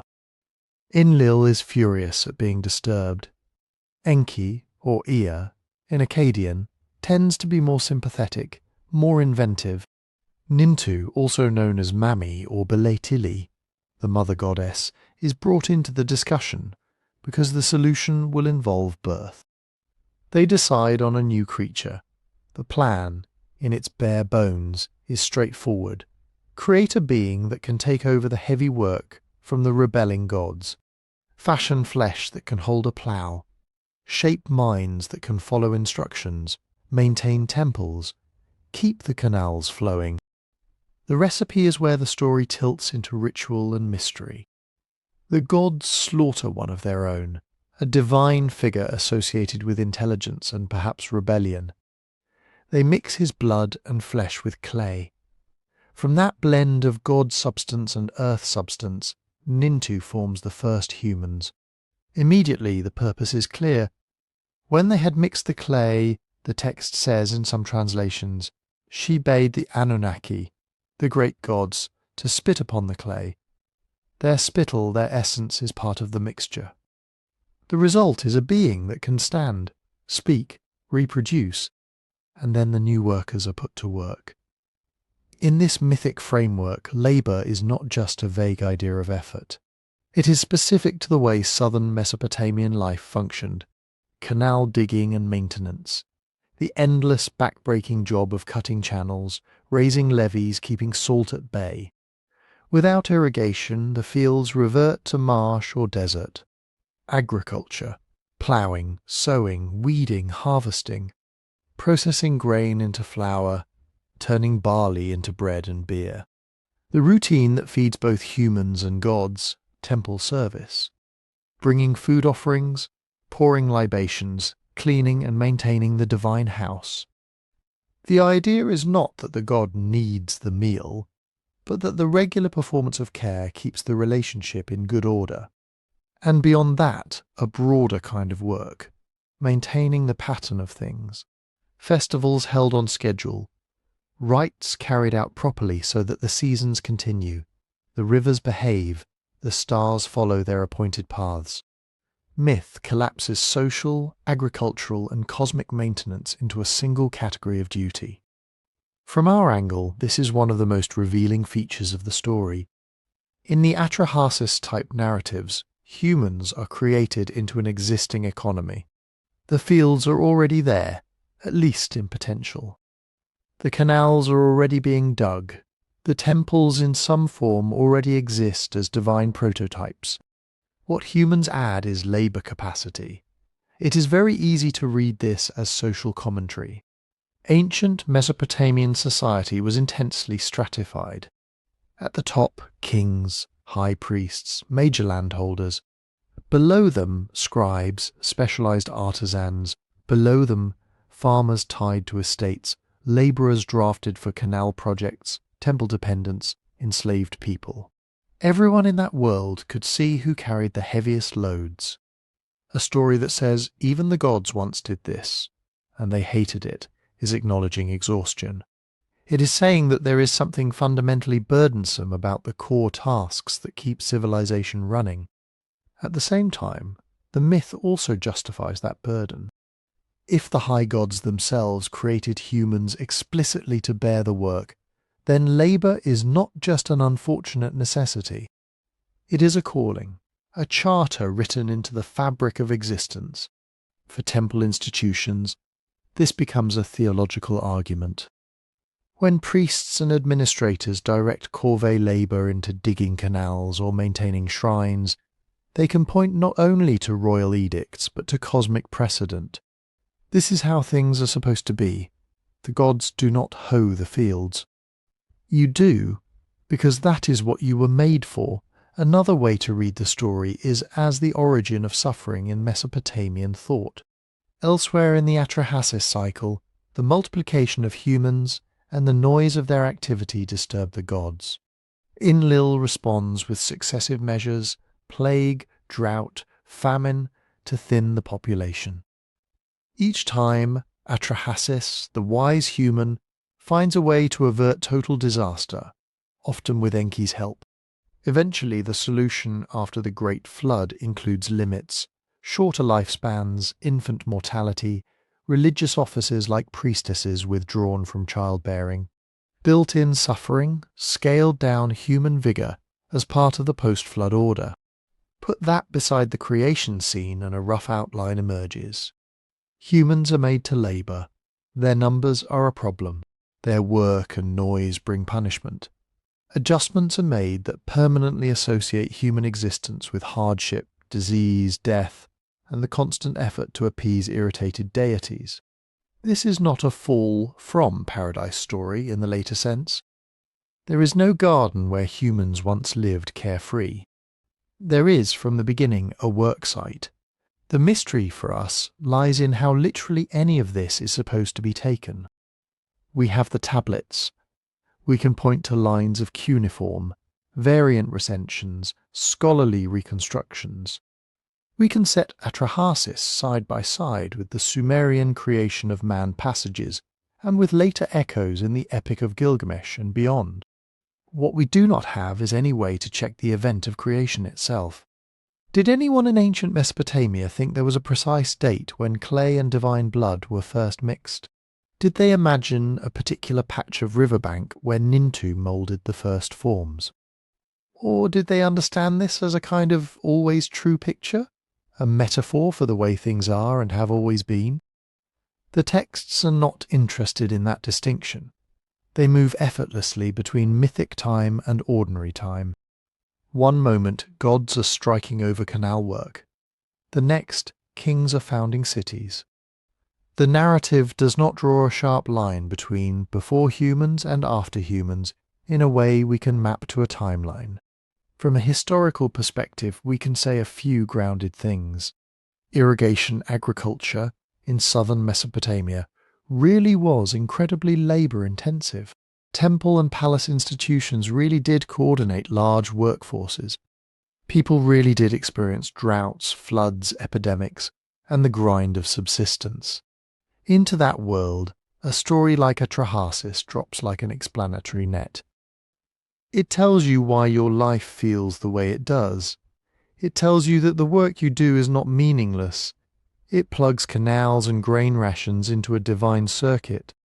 It even offers a kind of grim consolation. The gods themselves once shouldered the same burdens, and they too wanted out. But it also raises unsettling questions, if you listen to it closely. If humans are made from the blood of a sacrificed god associated with intelligence and rebellion, what does that say about our nature? If our primary function is to relieve divine beings from toil, what room is there for freedom, for play, for anything that is not service? Later readers, both ancient and modern, have used the story in different ways. Some highlight the dignity of being entrusted with cosmic maintenance. Others hear in it a deep pessimism about human purpose. Some modern alternative history writers push it in directions the ancient texts do not support, turning Anunnaki into literal extraterrestrial overseers and Igigi into miners on a distant planet. From a philological standpoint, those leaps are hard to justify.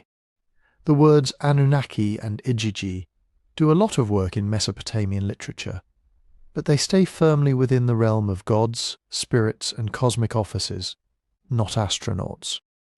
What remains if we strip away later projections is still strange enough. A universe where the origin of our species is framed as a labour negotiation gone wrong. A world where sweat and irrigation ditches are not side effects of civilization, but its foundation. Standing at this point in the story, you can feel another shift coming. Once humans exist as workers, once temples and cities and canals are in place, new questions arise. How coordinated should this human workforce be? Should there be one system, one authority, one language binding everyone together? Or is there a danger in too much unity, too much noise, too much power gathered in one place? The next turn in the Mesopotamian imagination follows that thread. It moves from the making of humans for divine labour to the problem of organising those humans, how speech, rule, and boundaries fracture, and what it means when a single language or a single project tries to rise too high. Number 8 lies right in that tension. Once there are cities and kings and workers in the fields, the question stops being, why do humans exist at all? And becomes, who gets to organise them, and how much unity is too much? In southern Mesopotamia, one of the stories that circles the anxiety is the cycle about Enmerkar, the legendary king of Uruk. Like many early rulers in the Sumerian king list, Enmerkar stands in a hazy space between myth and history. He is remembered as a builder, a conqueror, a figure who strengthens the city's temples and extends its influence over surrounding lands. The narratives about him are not court records. They are poems, performances, written down in old Babylonian copies of much older Sumerian compositions. Their job is not to report. Their job is to enchant, persuade, legitimize. In those stories, Enmerkar's great rival is the Lord of Aratta, a distant, wealthy city whose exact location we still debate. Somewhere in the Iranian plateau, somewhere east of the Zagros? The tablets do not come with a map. What they do give us is a world where communication is constant and fraught. Enmerkar wants Aratta's submission, its treasures, its craftspeople, its recognition of Uruk's patron goddess, Inanna, as supreme. The Lord of Aratta wants to maintain his independence and perhaps turn the tables if he can. Between them moves a messenger again and again. The poems describe this figure, sent from Uruk to Aratta with speeches memorized, threats and promises loaded into his mouth like cargo. Enmerkar piles language onto him. Long instructions, detailed demands, rhetorical flourishes. The texts linger on how heavy that becomes. At one point, Enmerkar's message is so long and complex that the messenger himself struggles to carry it in his memory. The king then stretches out the words on clay, inventing, or at least dramatizing, the use of writing to make diplomacy possible over long distances. From a literary angle, it is a brilliant move. The story about language overload becomes a story about the birth of writing. The practical problem: how do you ensure your exact words reach a rival city intact? Generates a cultural solution: wet clay, stylus marks, cuneiform signs. From a political angle, the whole exchange is about control. If Enmerkar can send messages, he can project his will beyond the walls of Uruk. If he can fix his words in clay, he can make them durable, repeatable, harder to challenge. Every tablet becomes a tiny extension of his authority. This is where the dream of one language quietly enters. One of the Enmerkar texts contains a remarkable passage. It imagines a time when, as some translations put it, the whole universe, the people in unison to Enlil in one tongue, gave praise. In that primordial arrangement, all humans share a single speech. There is an unbroken line of communication, no fractured dialects, no mutually unintelligible tongues. Then the passage says, the god, Enki, in many reconstructions, confuses the speech of humankind. Different languages arise. The ease of one tongue becomes the difficulty of many. The details are debated. The Sumerian is damaged. Different scholars restore the broken lines in different ways. Some prefer a very cautious rendering, simply noting that speech was changed or disrupted, without insisting on a full, neat narrative. But even in its fragmentary state, the motif is there. A remembered or imagined time of unified language, a divine decision that fractures it, a world in which that fracture is simply how things are. Set that beside the diplomatic context of the Enmerkar cycle, and it looks less like a random myth fragment and more like commentary. If you are a king trying to bring other cities under your sway, a single language is a dream and a tool. One tongue makes issuing orders easier. It makes tax collection smoother, religious claims more uniform, propaganda more efficient. If everyone you rule speaks your speech, the words of your hymns and decrees travel without friction. Multiple languages, by contrast, are a problem. They require interpreters, local intermediaries, concessions to regional gods and customs. They slow the spread of royal ideology. They resist the notion that one city's order can be the blueprint for everyone. The Enmerkar traditions sit exactly at that crossroads. On one level, they are tales of individual rivalry. Enmerkar versus the Lord of Aratta, Uruk versus a shining eastern city. On another level, they are meditations on communication itself. Messages that strain a human memory until writing appears. Boasts and counter-boasts that rely on shared understandings of honour and shame. A cosmic backstory where a once unified human tongue has been deliberately broken. In the background of all this stand the greater gods, including the Anunnaki, in their role as cosmic council. They do not show up as astronauts or engineers. They show up as the beings who set destinies, who allot power to city gods, who authorize which temple has the right to claim preeminence. In the Enmerkar poems, Inanna is crucial. She is the patron of Uruk, the goddess whose favour Enmerkar claims. If she sides with Uruk, then Aratta must, in theory, bow because the divine hierarchy has tilted. But her decisions are also subject to the higher order, established by the assembly of great gods. Behind every human embassy, then, there is a shadow embassy of deities. When Enmerkar threatens Aratta, he is not only flexing his own muscles, he is implying that Uruk's god has a better place in the cosmic order, that the Anunnaki have written kingship for Uruk in the tablets of destiny. That claim is propaganda. From a modern perspective, it is clear that these poems serve to glorify Uruk. They present Enmerkar as clever, eloquent, divinely backed. They present his rival as ultimately outmaneuvered, dazzled, or forced into submission. We have no independent historical sources that confirm a specific war between Uruk and an eastern city named Aratta at this early period.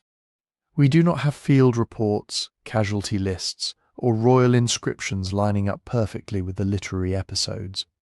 What we have are stories crafted to be performed in courts and temples, likely centuries after whatever real struggles for regional dominance occurred. Scholars are cautious for that reason. They treat the Enmerkar cycle as literature first, shaped, stylized, full of formulaic phrases and symbolic gestures. They recognize that kings commissioned texts that cast their predecessors as heroic, just as later rulers would. There may be a memory of real trade routes here, real friction between lowland Sumer and highland communities that controlled stone, metals, or luxury goods. There may be an echo of actual diplomacy, with messengers trudging back and forth over mountains and plains, carrying oral messages before writing was common.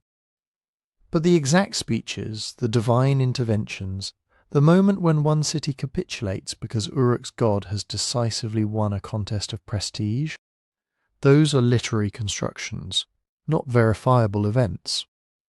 Even the one-language passage is tricky. It appears in a limited set of manuscripts, in damaged form. Its connection to any concrete ritual or belief about human origins is uncertain. It might be an old myth fragment folded into the Enmerkar story. It might be a poetic flourish, reaching backward to a golden age where communication was effortless. Later readers have been quick to notice its resemblance to another, more famous story. The Tower of Babel in the Hebrew Bible, where humanity's single language is confused as a response to a united building project. The parallel is obvious enough that it has fueled long debates. Did Israelite writers know Mesopotamian traditions about language confusion and adapt them? Were both drawing on a wider Near Eastern stock of stories about proud cities, tall constructions, and fractured speech? Or did similar anxieties about centralized power and overreaching projects simply give rise to similar ideas in different cultures? At present, we cannot say with certainty. There is no tablet where a scribe calmly writes, "Today I borrowed this motif from Sumerian myth X." There is only a web of resonances, overlapping images, and human concerns. What we can say is that the image itself, a world once united by one voice, later divided into many, shows up in more than one Mesopotamian adjacent tradition, and that it speaks to deep questions. Is unity safe, or does it invite disaster? Are many languages a punishment, a protection, or just the normal state of things? If gods oversee cities and set destinies, how much coherence do they really want among the peoples below? For the people who first heard the Enmerkar poems, those questions were not abstract linguistics. They were embedded in daily life, in the mix of tongues in a market, in the struggle to send grain and goods across distances, in the way royal inscriptions insist that one city's order is the right one for everyone. In that sense, the dream of one language is double-edged. On one side, it is a longing for ease, for effortless mutual understanding, for a human community that can sing in unison to the gods without mishearing each other. On the other, it is a tool in the hands of power, an argument that the speech of Uruk, its cult, its way of arranging the world, should be the template for all. The tablets themselves sit quietly between dream and tool. They make distant speech possible, they fix prayers and boasts and threats in clay. They are both evidence of human ingenuity and instruments of political reach. And soon, in the Mesopotamian imagination, those same clay tablets would become something else as well. Not just records of human words, but vehicles for messages from the gods. Ominous signs impressed into wet clay. Lists of portents and their meanings. Written warnings that the delicate balance between cities, kings, and divine order was about to tilt. That is where we turn next. Number 9 is quieter on the surface, but in some ways it is the strangest of all. If the Enmerkar stories worry about messages that move between cities, Omen texts worry about messages that come from everywhere at once. To step into Mesopotamian omen literature is to step into a world where almost nothing is just weather or bad luck or, that's odd. It is a world saturated with meaning. The basic assumption is simple and enormous. The gods speak through patterns. They do not only send words to kings in dreams, or dispatch a single storm god with a clear verbal command.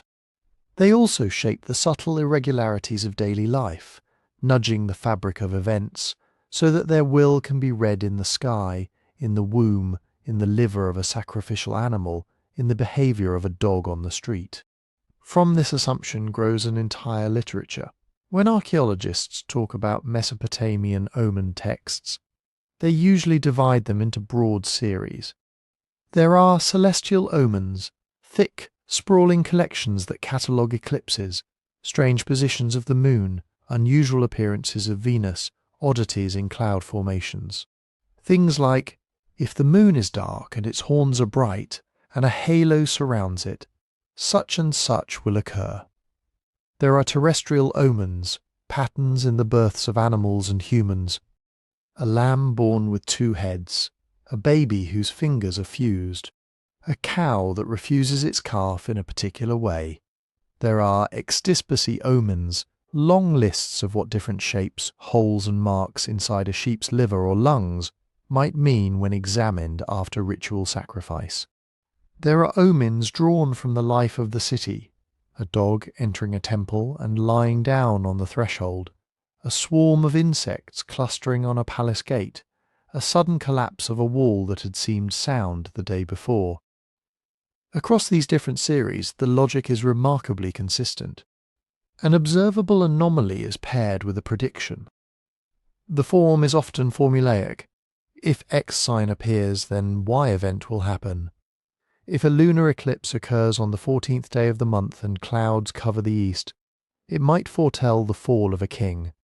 If a goat gives birth to a kid with open eyes, it might signal famine, or the death of an important official, or the success of an enemy army, depending on the accompanying circumstances. It sounds random to us, like superstition gone wild. But within the system it is not random at all. Behind these lists is the belief that the structure of reality is woven through with intention. The gods, often imagined as acting through the great assembly that includes the Anunnaki, set destinies. They allocate years of plenty and years of disaster. They decree who will rule, who will lose, which city will shine and which will crumble. Those decisions made in the high councils have to reach Earth somehow. One way is through direct oracular speech in a temple. Another way, more pervasive and less intrusive, is through signs. If you picture the divine assembly as a sort of cosmic court, omen signs are like the leaks, the visible consequences of verdicts that have already been issued. The sky does not cause the king to fall. The odd eclipse pattern reveals that the decision has been made. In this sense, omen literature is not exactly a collection of casual folk beliefs. It is, in its classical form, a scholarly project. The Big Omen series, especially in the first millennium BCE, are enormous, encyclopedic undertakings. They were copied and recopied in major cities like Nineveh and Babylon. They were used in palace libraries and temple schools. Their compilers were not random bystanders blaming every misfortune on a passing crow. They were part of a trained class, scribes, priests, diviners, who spent years learning cuneiform, memorizing sequences, watching the sky through the smoky air, and recording which signs seemed to precede which events. From a modern perspective, we might call this an early attempt at data collection. An army marches and a rare kind of halo appears around the moon the night before. The campaign ends in disaster. That gets written down. A baby is born with a shriveled arm, and within the year a provincial governor rebels. That gets written down. Over generations these pairings accumulate. Some surely result from coincidence. Some might reflect real, if indirect, correlations, eclipses, tied to particular points in calendrical cycles that also coincide with seasonal stresses, for instance. But to the scholars who preserved them, the feedback loop is theological, not statistical. If the same sign is followed by similar events more than once, that is evidence that the gods are consistent. It shows that the divine assembly follows stable procedures in how it announces its decisions. This is where the Anunnaki stories stop being about a single episode, a flood, a descent, a city's rise, and turn into an atmosphere. Most of the Omen series do not narrate the assembly of the gods in detail. They do not retell the creation of the world or reenact the moment when kingship descended from heaven. Instead, they silently assume that cosmic governance is ongoing. Somewhere above the visible dome of stars, the great gods sit in council. They debate, they apportion, they write, they inscribe destinies on hidden tablets. They fix the lifespan of kings, the boundaries of empires, the fate of cities. And down below, a small group of humans sits with clay tablets of its own, trying to read the fallout. The connection is not always spelled out, but it hangs close. The Anunnaki and their fellow great gods hold the ultimate tablets of destiny. The Omen texts held by human scholars are like reflections, cracked and partial, of that divine archive. We can prove parts of this picture. We have the tablets themselves, thousands of them, in Sumerian, Akkadian, and later languages. We see their technical vocabulary, their careful arrangements, their corrections and glosses. We have colophons, scribal notes at the ends of some tablets, naming diviners and scholars attached to specific temples or royal courts. They tell us these collections were copied for kings, consulted before military campaigns, referenced when building projects were planned. There are letters from scholars to kings that say things like, "Concerning the eclipse you inquired about, the relevant omens indicate danger to the king. A ritual should be performed to avert it. Very practical, slightly anxious, very human." We know, in other words, that omen literature was not obscure marginalia. It sat close to the centres of power. What we cannot prove is whether any of those signs worked in the sense the diviners believed. Did a carefully interpreted eclipse actually allow a king to avoid defeat? Did noticing a malformed goat and performing a ritual avert a predicted plague? The historical record is too messy to say. Some kings who were warned still died violently. Some cities that rode high omens still fell. Victories could be claimed as validation, defeats explained away as failures to observe some condition correctly. From the inside, the system was self-maintaining. From the outside, it is almost impossible to test. That uncertainty is part of what makes these texts so mysterious to us. We can chart their logic, admire their detail, trace their development over centuries. We can see the way they slowly grow, absorbing new signs, new interpretations, sometimes rearranging older ones. We can notice too how political the predictions often are. A striking number of omens concern the king's health, the stability of the throne, the security of the city's walls, the fate of enemies. The gods seem very interested in imperial success and failure. But we are always looking at them from the side, never from the inside. Even so, there is something compelling, almost hypnotic, about the idea that everything around you is potentially a sentence in a divine language. Imagine falling asleep in a city built on that assumption. The wind picks up and rattles the reeds along the river. Somewhere a dog barks 3 times and then goes silent. A faint ring appears around the moon. A child is born in the house next door, and the midwife's shout has a note of alarm in it. For a Mesopotamian diviner, none of that is background noise. It is a page of text, a sequence of signs being written, line by line, by hands you cannot see. If you are trained to read, you cannot quite turn it off. You notice the order of the sounds, the timing of the lights, the direction a bird takes as it leaves the eaves and flies across the courtyard. Even tossing and turning at night becomes a problem of interpretation. Was that dream about water an omen for the river's behaviour? Was that sudden start from sleep a hint that a god brushed by? To live in such a world is to live with a constant pressure of significance. Nothing is merely accidental. Every crack, every stain, every oddity is suspect. For some people that might feel suffocating, a never-ending demand to make sense. But there is another side, a side that can feel strangely soothing, especially in the soft, drifting space before sleep.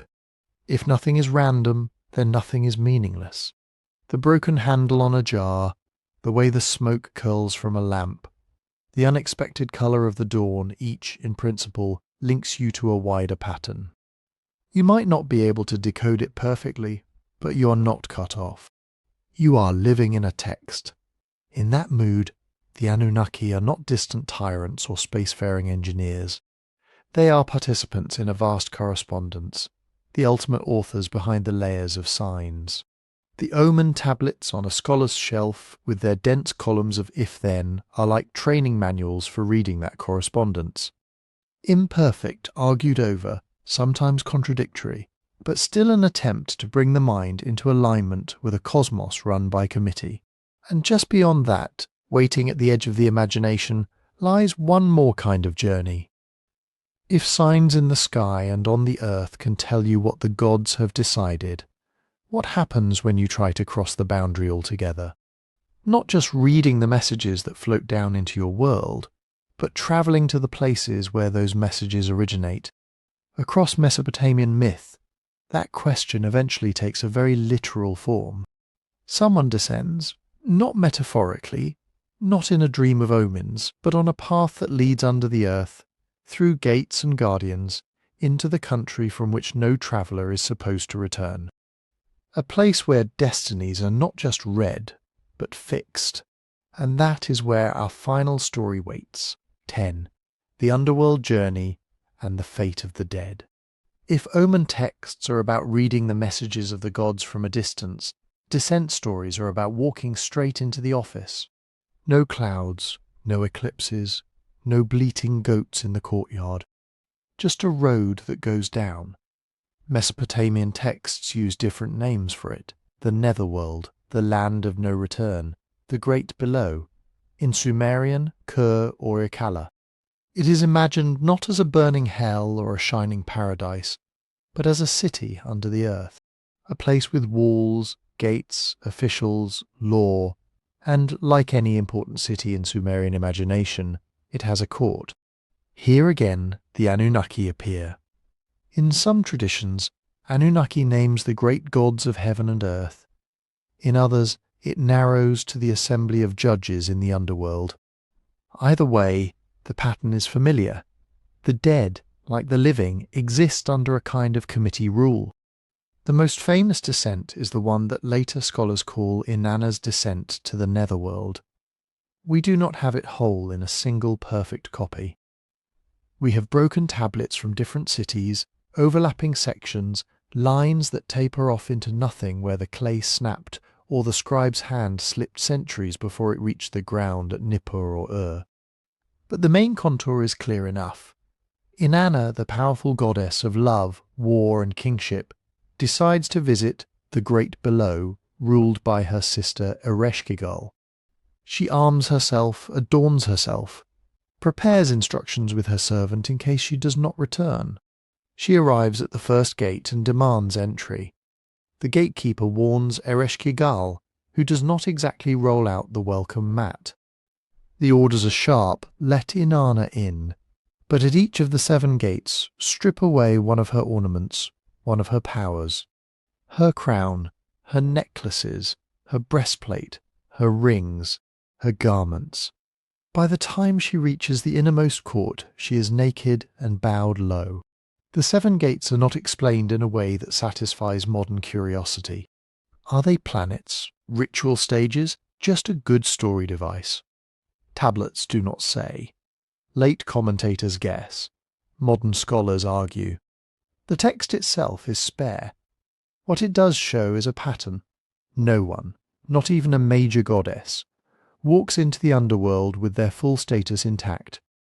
Inside, the scene that survives is brief and brutal. Inanna, Queen of Heaven, stands before the assembly of the Anunnaki in the underworld.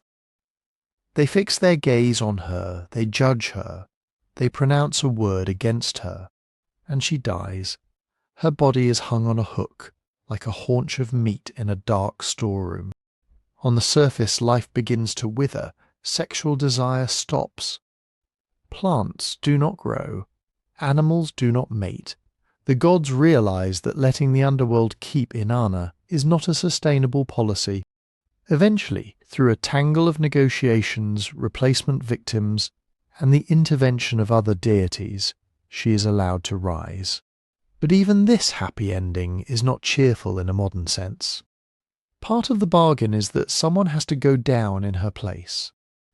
In some versions, her husband Dumuzi ends up the primary substitute, spending part of the year below, part above, a pattern later linked to seasonal cycles. Death is not defeated, it is rearranged. The underworld remains what it was at the start, the place from which in ordinary circumstances no one comes back. From these stories and others like them, a picture of the afterlife emerges. It is not a moral heaven and hell system where good people get rewarded with bliss and bad people roasted. The Sumerian dead generally go to a dust-filled realm where they sit in darkness, drink from muddy water, and eat a diet that varies mainly by what the living manage to send them through offerings. Better burial, more descendants to pour libations and bring food, mean a slightly better existence. A king can do relatively well. An unburied corpse or a forgotten man does terribly. But even in this dim landscape, there is order. There are gates with gatekeepers who demand the right words. There is a river of sorts, and sometimes a ferryman. There are judges, often named as the Anunnaki, who sit and hear cases, assign fates, decide disputes among the dead. There is a queen, Ereshkigal, who rules by right, not by whim. The most detailed tour we have comes not from Sumerian, but from a later Akkadian text, sometimes called The Vision of the Netherworld or The Descent of Ishtar and Nergal, depending on the version and from parts of the Gilgamesh cycle. In those, a living figure sees the dead in various conditions: warriors, kings, women who died in childbirth, people who drowned, people who were burned. Each group has a slightly different lot, tied to how they died and how their bodies were treated. This is not a system of abstract sin and virtue. It is practical, ritual, social. Die properly, be buried properly, be remembered properly, and the underworld will still be bleak, but it will be manageable. Break those links, and existence below becomes almost unendurable. Even here, the Anunnaki function less as cartoon villains and more as administrators of necessity. They enforce what the texts call destiny or me, fixed decrees that determine how things must go. People die, bodies decay, ghosts need offerings, the living have obligations, the dead have places. In some versions, the Anunnaki of the underworld wear crowns, sit on thrones and inscribe names. In others, they are present mainly as a collective authority, invoked in curses and legal formulas. May the Anunnaki of the netherworld not receive your offerings is a terrifying wish. It implies social death extending beyond the grave. From our side, all of this is a puzzle assembled from broken pieces. We have spells for the dying, incantations to quiet restless ghosts, descriptions in passing lines of liturgies, mythic scenes carved on cylinder seals, references in royal inscriptions to kings who joined their fathers in the assembly of the great gods below. We do not, unfortunately, have a Sumerian handbook titled Everything You Wanted to Know About the Afterlife. Different cities tell the descent in different ways. In some, the Anunnaki are front and center judges. In others, local underworld deities take the lead and the Anunnaki fade into the background or merge with older powers of the earth. Some tablets emphasize the bleakness. Others, especially later ones, stress the possibility of intercession, purification, and ritual mitigation. There is also a gap between what myths describe and what rituals actually did. We can see from grave goods and funeral texts that families cared deeply about tending the dead. We know that priests performed regular offerings to ancestors, to royal predecessors, to nameless spirits of the underworld. We can see that kings sometimes boasted of taking special care with burials as a sign of piety and legitimacy. But we cannot be sure how often ordinary people heard the full descent stories recited, or how literally they took the details. Myths might have been told at festivals in temple courtyards, in scribal schools as literary pieces, not step-by-step diagrams of what to expect when you died. So when we say the Sumerians believed X about the underworld, we are usually smoothing over a lot of noise, variant lines, regional preferences, changing ideas over centuries. Still, some emotional patterns are hard to miss. One is the way these stories make the underworld sound frightening, but not chaotic. You do not want to go there, you certainly do not want to go there unprepared, unmourned, or under suspicion.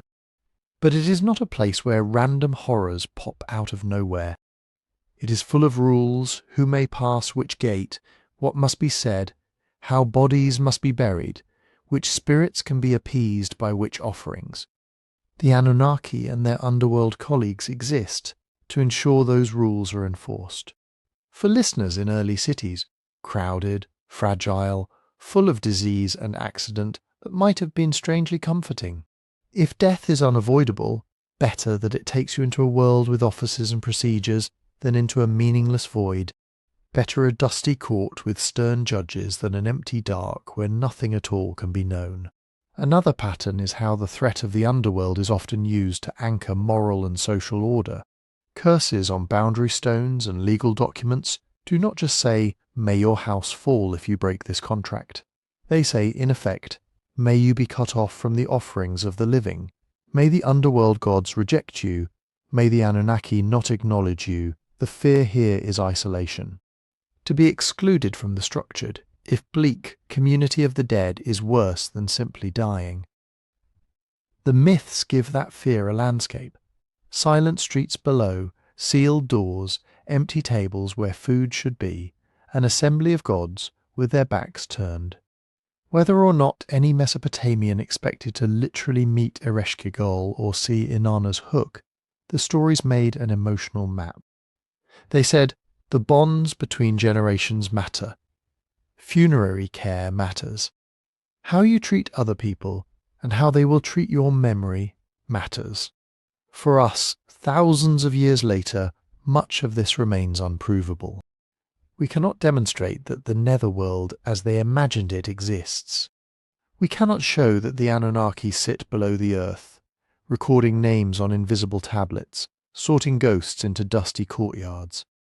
All we can see are the traces those ideas left in clay. Yet those traces tell us something precise about what these early city dwellers feared and honoured and dared to imagine. They were not picturing alien engineers in flying craft. They were picturing a universe where power is organised, where even the darkness under the earth has a council, where no one, god or human, entirely escapes the network of duty and decree. In that sense, their Anunnaki stories are less about proving that a particular event happened. A goddess descended on a Tuesday and came back on a Thursday, and more about expressing a deep, persistent intuition that somewhere, beyond the reach of ordinary sight, there is a place where destinies are decided, and that our small lives, with all their griefs and offerings and whispered prayers, somehow connect to that place. We cannot prove those stories true. We also cannot quite shake the questions they pose. How do we live, knowing we will die? What do we owe our dead? What kind of order, if any, lies beyond the end of our own breath?